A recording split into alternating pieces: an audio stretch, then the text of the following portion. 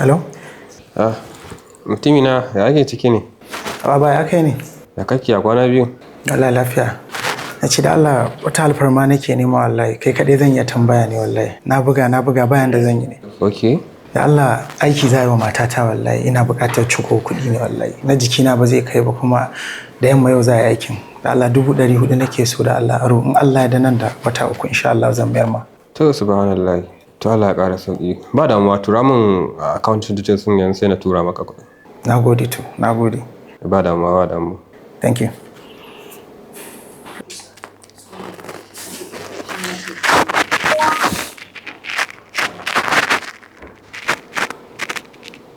Subhanallah. Haraji kuma? Na me? Ha? Wannan shirme ne ai, kamar yaya? Haba. Malam barka dai. Da Allah daga customer care aka turo ni manager nake nema. Okay, mu je sai kai.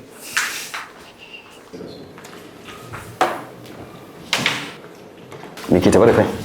Na rantse da Allah wallahi da ba dan wani dattijo da ya bani hakuri a sama ba Allah sai na ga ma'aikaciyar kan rashin mutunci. Ya ni da kuɗi na ina magana a mun bayani yanda zan gamsu tana ce min wai in ba zan fahimta ba na tafi. Kuɗi na ne fa aka turo min abokina ne ya turo min kuɗi da shigowar kuɗin da kwashe kuɗin ko minti ɗaya ba yi ba kuma abin takeicin har da ragowar kuɗi na da ke ciki account kuma balance suna ce min wai minus 300 da wani abu ban gane ba a wannan ai shirme ne ai Wannan kare baka mamaki. kamar ya karya bani mamaki. Dokar haraji ne ta tarayya da idan kuɗi ko hada-hada aka yi a cikin akawun ɗinka ya tasan ma 800 ko zuwa sama za a cire maka harajin kaso 15. Ai 400 aka turo min 400 ne da sai yan canji na da suke ina so ka gane cewa kafin wannan lokaci da aka aika maka 400 nan kayi wa'insu hada-hadan kuɗi da ka dinga cirewa kuma kana sakawa da suka kai 800. To harajin yana nufin cewa idan aka samu 800 a akawun ɗinka kuma kai hada-hada da ya shige haka za a cire maka 800. A ina muka yi haka waye mun wannan bayanin? To ai doka ce.